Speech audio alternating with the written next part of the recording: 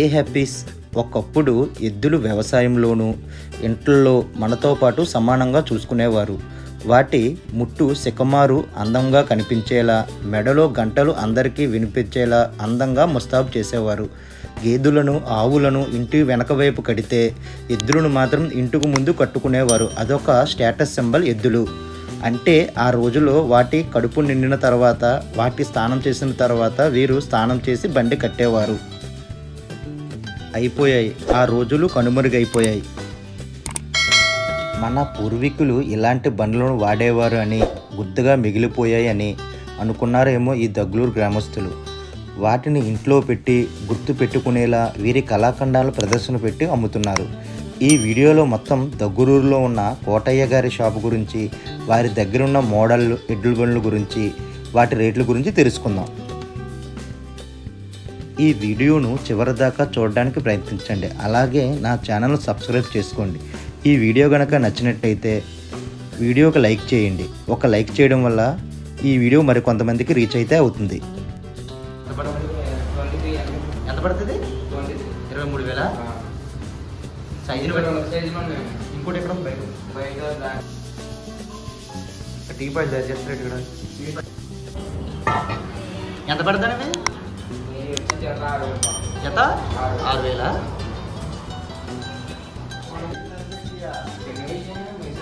ఈ మైసూర్ 16,000.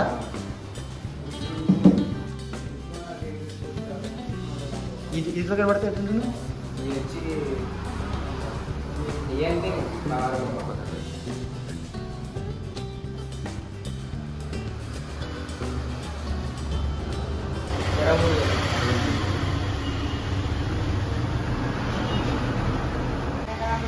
జత 2,000.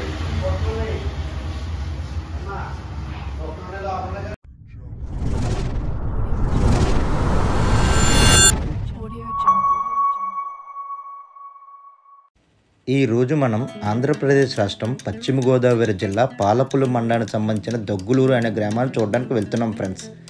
ఈ గ్రామం చూడడానికి ప్రధాన కారణం, ఈ దగ్గులూరు అనే గ్రామంలో ఎద్దుల బండ్లు ఎక్కువగా తయారు చేస్తూ ఉంటారు.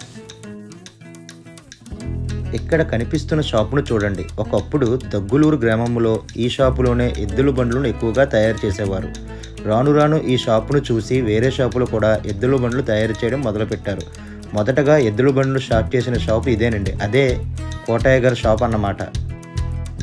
ఈ దగ్గులూరు అనే గ్రామంలో పురాతన కాలం నాటి టేకు కలపను ఉపయోగించి ఎద్దుల బండ్లను తయారు చేసిన టీపాయిలను ఎక్కువగా తయారు చేస్తూ ఉంటారు. మొత్తం ఈ గ్రామంలో ఎక్కడ చూసినా, ఏ వీధిలో చూసినా ఇటువంటి ఎద్దుల బండ్లు తయారు ఇస్తాయి. అసలు ఈ గ్రామంలో ఎందుకు ఎద్దుల బండ్లు తయారు చేస్తారు, వీటి ధరలు ఏ విధంగా ఉంటాయో ఈ వీడియోలో చూద్దాం ఫ్రెండ్స్. ఈ దగ్గులూరు అనే గ్రామం పాలకులు పట్టణానికి 8 కిలోమీటర్ల దూరంలో ఉంటుంది. అలాగే భీమవరం పట్టణానికి 16 కిలోమీటర్ల దూరంలో ఈ దగ్గులూరు అనే గ్రామం ఉంటుంది. ఈ వీడియోను స్కిప్ చేయకుండా లాస్ట్ వరకు చూడండి. అలాగే నా ఛానల్ సబ్స్క్రైబ్ చేయడం మాత్రం మర్చిపోకండి.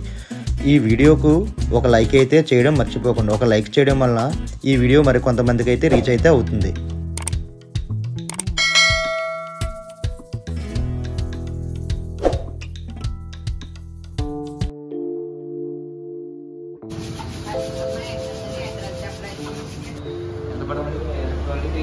ఎంత పడుతుంది? 23,000. సైజుని బట్టి ఇంకోటి ఎక్కడ టీ పాయింట్ తయారు చేస్తారు ఇక్కడ.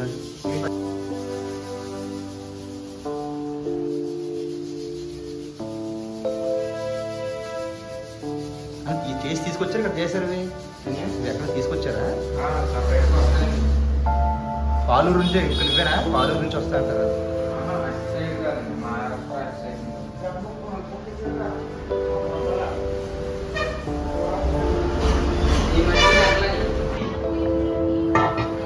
ఎంత పడుతుంది? జత 6,000.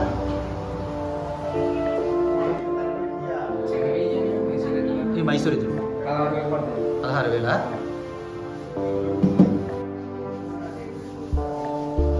ఇది దగ్గర పడితే ఎట్లుంటుంది?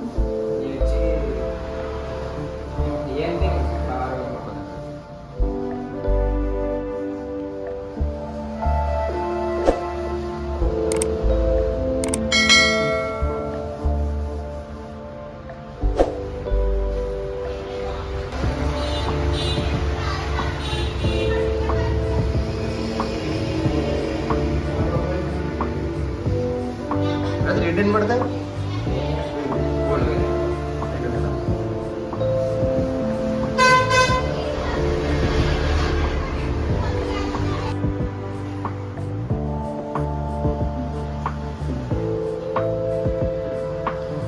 ఇలాగ ఎంత పడతాను ఇది?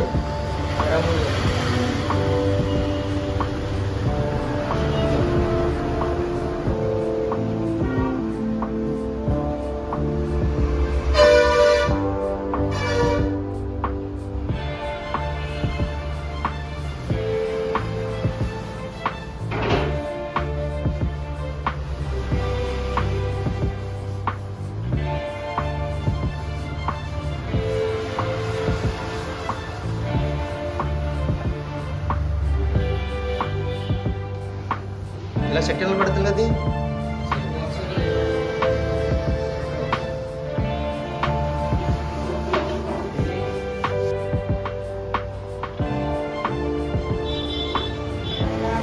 జత 2000.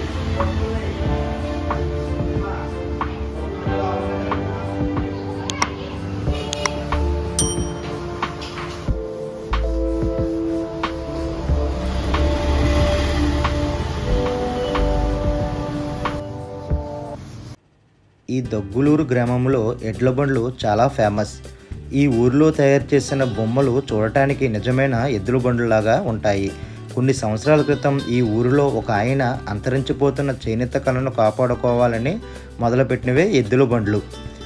ఈ దగ్గులూరు నుంచి బొమ్మలు ప్రక్కన ఉన్న ఊర్లే కాక వేరే దేశాల నుంచి కూడా పంపిస్తారంట. ఎందుకంటే ఈ బొమ్మలు ఏ పార్ట్కి ఆ పార్ట్ సెపరేట్గా తయారు చేస్తారు. మనం ఇంటికి తీసుకువెళ్ళి అసెంబుల్ చేసుకోవచ్చు.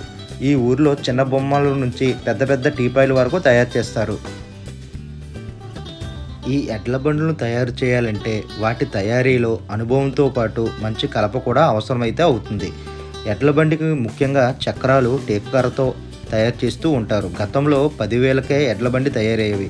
ఇప్పుడు ఒక్కొక్క బండి ధర 40,000 వరకు అయితే ఖర్చు అయితే అవుతుంది. ఊరూరు కార్లు, ఆటోలు, జీపులు రావడంతో ఎద్దుల బండి ఆదరణ అయితే తగ్గింది.